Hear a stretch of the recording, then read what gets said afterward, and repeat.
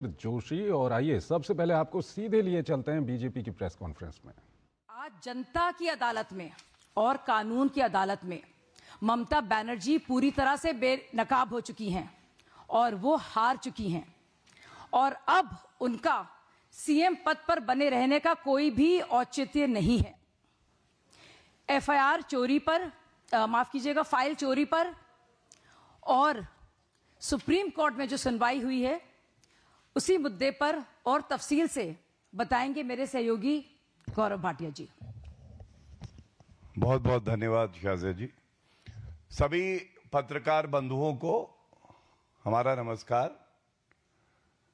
सबसे पहले इस वर्ष की यह सबसे महत्वपूर्ण प्रेस वार्ता है, बहुत अहम बिंदु पे है। अहम बिंदु पे इसलिए है, जैसा भारतीय जनता पार्टी ने कहा है कि विचारधारा की लड़ाई पश्चिम बंगाल में चल रही है। एक तरफ भारतीय जनता पार्टी, पश्चिम बंगाल की जनता संविधान में आस्था रखने वाली, जो लोग लूट खसोट करते हैं उनको जेल की सलाखों के पीछे डालेंगे, इसके लिए प्रतिबद्ध। दूसरी तरफ अराजकता की मूर्ति, जंगल राज का प्रतीक। कौन? अराजकता की मूर्ति, जंगल राज का प्रतीक ममता बनर्जी। और बड़े दुख से कहना पड़ता है, यह वो व्यक्ति है जो संविधान की शपथ लेता है, जो मुख्यमंत्री है पश्चिम बंगाल का, जो गृह मंत्री भी है। और आज ये प्रेस वार्ता, हम क्या कहते हैं, ममता बनर्जी क्या आरोप लगाती है, इस पे नहीं है। ये प्रेस वार्ता आज इस बात पे है कि सर्वोच्च न्यायालय से एक करारा झटका ममता बनर्जी को लगा है। और यह ऐसा झटका है जिससे स्पष्ट हो गया है जंगल राज कैसा होता है। जंगल राज बिल्कुल ममता राज जैसा होता है। और मैं विधिक पहलू पे और राजनीतिक पहलू पे हमारी पार्टी का पक्ष रखूं, उससे पहले मैं सर्वोच्च न्यायालय ने जो कहा है वो आपके समक्ष रखना चाहता हूं। आज जो सबसे बड़ी बात है, दूध का दूध और पानी का पानी हो गया है।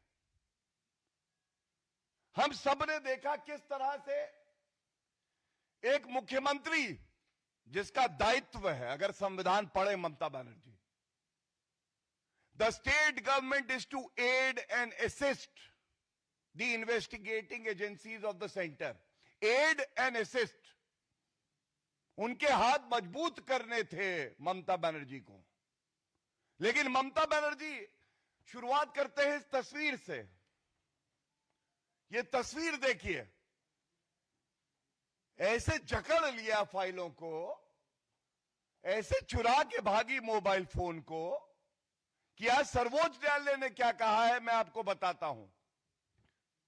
सर्वोच्च न्यायालय ने सबसे पहले जो ईडी अफसर हैं, जो कानून के हिसाब से अपना कार्य कर रहे हैं, उनके खिलाफ एफआईआर दर्ज कर दी थी ममता बनर्जी की सरकार ने। सब पहला बिंदु, यह कानूनी जोर का तमाचा है उस मुख्यमंत्री को जो समझती है वो संविधान से ऊपर है। सर्वोच्च न्यायालय ने, किसी और ने नहीं, सर्वोच्च न्यायालय ने उन सभी एफआईआर पे रोक लगा दी है। दूसरी बड़ी बात, जिस तरह से ईडी के अधिकारियों को जो उनका कानूनी कार्य है उस कार्य करने से रोकने के लिए वर्दी प्रदर्शन कर रही है।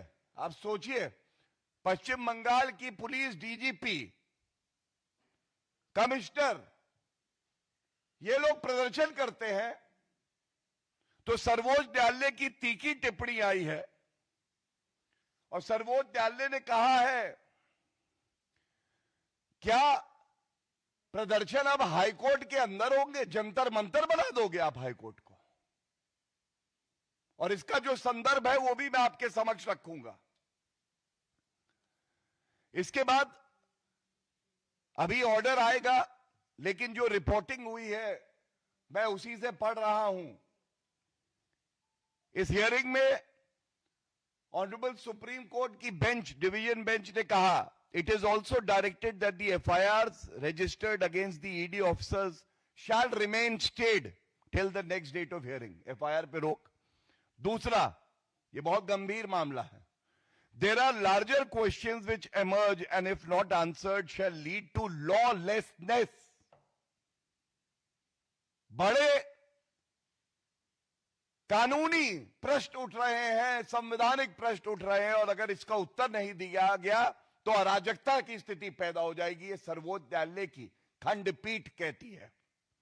If central agencies are working bona fide to probe a serious offense, a question arises, can they be obstructed by party activities?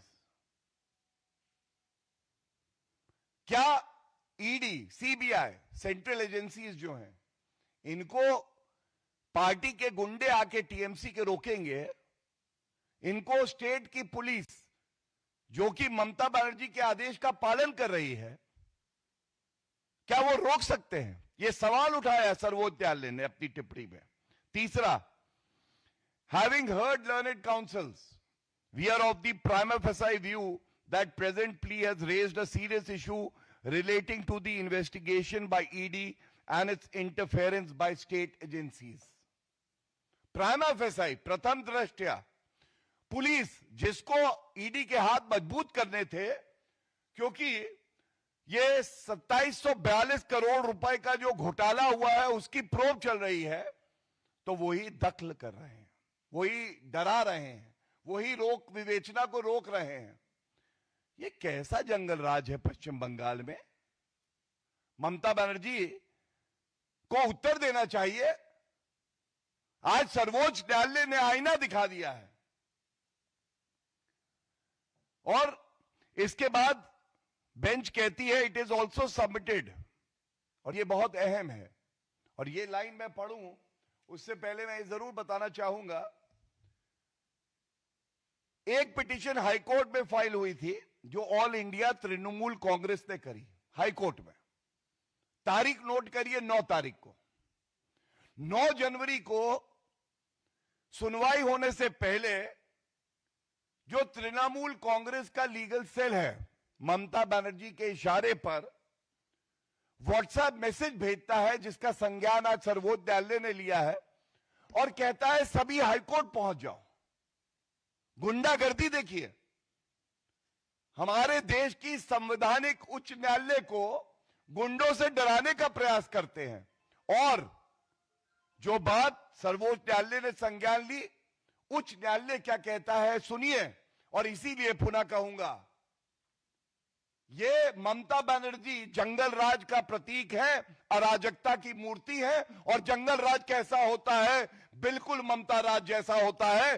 This is what the Calcutta High Court has to say in its order of 9 Jan 2026, and I am placing quoting from that order. The environment in the courtroom is not conducive to comments continue with the hearing. और इससे पहले जो कहा है, at this juncture a huge number of learned advocates as well as other persons enter the courtroom and create enormous disturbance and commotion. Several requests made by the court to maintain the decorum and the dignity of the court so that the matter can be taken up for consideration fell on deaf ears. मतलब WhatsApp से message भेजे गए, TMC के गुंडे court के अंदर आते हैं, माननीय न्यायाधीश को डराने का काम करते हैं, और जब निर्भीकता से कोई न्यायाधीश नहीं डरता है तो वहां इतना शोरगुल हल्ला मचाते हैं कि उच्च न्यायालय को अपने आदेश में कहना पड़ता है, जो वातावरण अभी यहां बना हुआ है ये शांतिपूर्वक सुनवाई के लिए उचित नहीं है।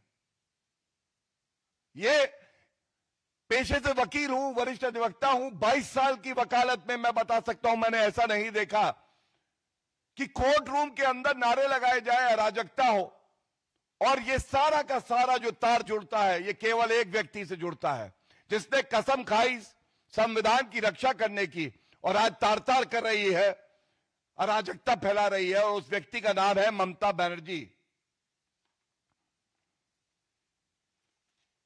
ये क्यों इतना गंभीर मामला है ये मैं जरूर बताना चाहूंगा। ये जो फाइल पकड़कर ममता बनर्जी खड़ी हैं, ये पूरा देश और पश्चिम बंगाल की जनता आज कह रही है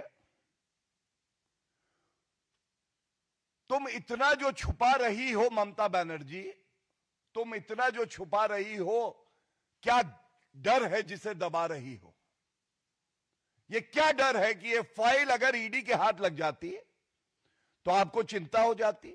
उस मोबाइल फोन को जिसको चुरा के भागी, ये सर्वोच्च न्यायालय की टिप्पणी है, उसमें ऐसा क्या था ममता बनर्जी कि अगर वो ईडी के सामने आता कौन से राज खुल जाते? क्यों इतना भयभीत हुई? और बड़ी जिम्मेदारी से मैं आपको बताता हूं कि जंगल राज कैसा होता है।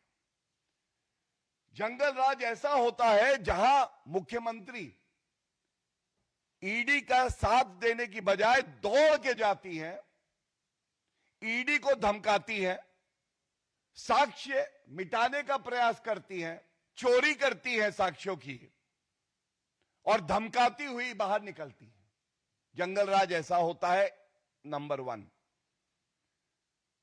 जंगल राज ऐसा होता है जो वर्दी पश्चिम बंगाल की जनता के हित के लिए कार्य करना चाहती है, उसको ममता बनर्जी अपनी निजी संपत्ति समझ के धमकी देकर, दबाव बनाकर गैर कानूनी काम करवाती है, ईडी को धमकवाती है और प्रदर्शन करवाती है वर्दी से।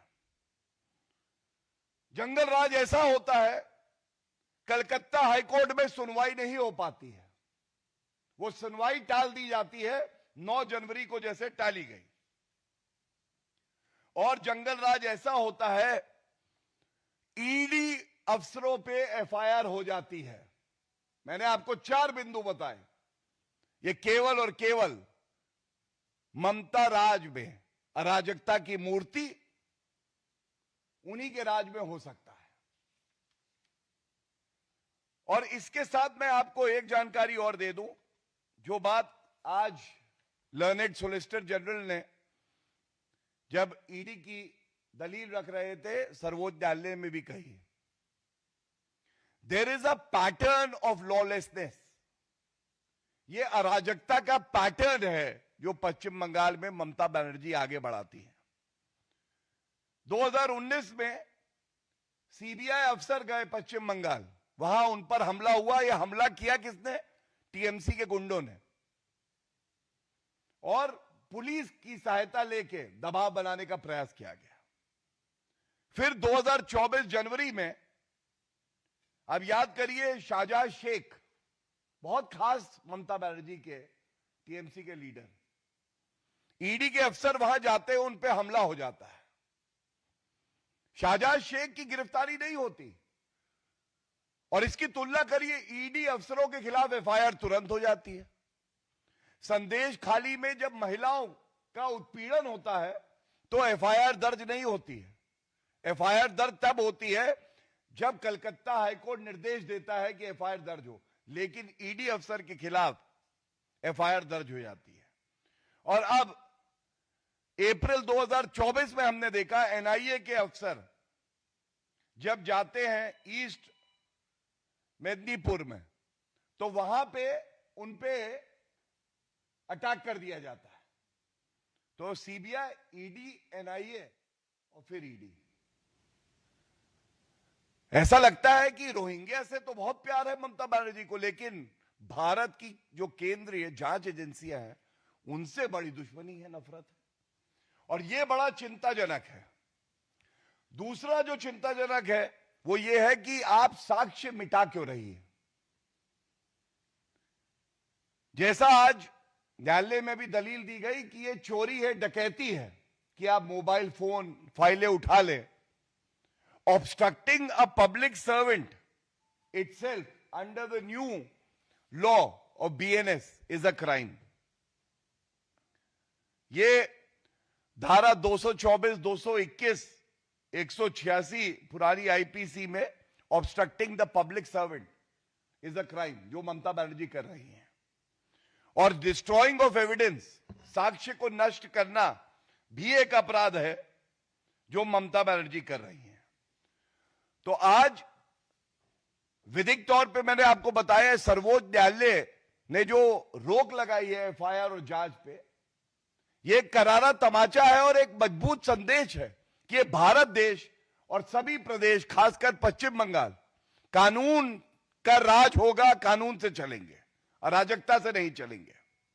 और जिस तरह से राजनीतिक तौर पे ममता बनर्जी मीडिया को बाइट दे रही हैं, फाइल दिखा रही हैं, हमारे साथ गलत हो रहा है, आज सर्वोच्च न्यायालय ने दूध का दूध और पानी का पानी कर दिया है और स्पष्ट हो गया है, अगर कोई अराजक था, गलत था, साक्ष्य मिटा रहा था, ईडी अफसरों को धमकी दे रहा था, कानून के साथ खिलवाड़ कर रहा था और संविधान को नष्ट कर रहा था, तो वो केवल अराजकता की मूर्ति, जंगल राज का प्रतीक ममता बनर्जी थी. बहुत बहुत धन्यवाद. Any questions, you can take them.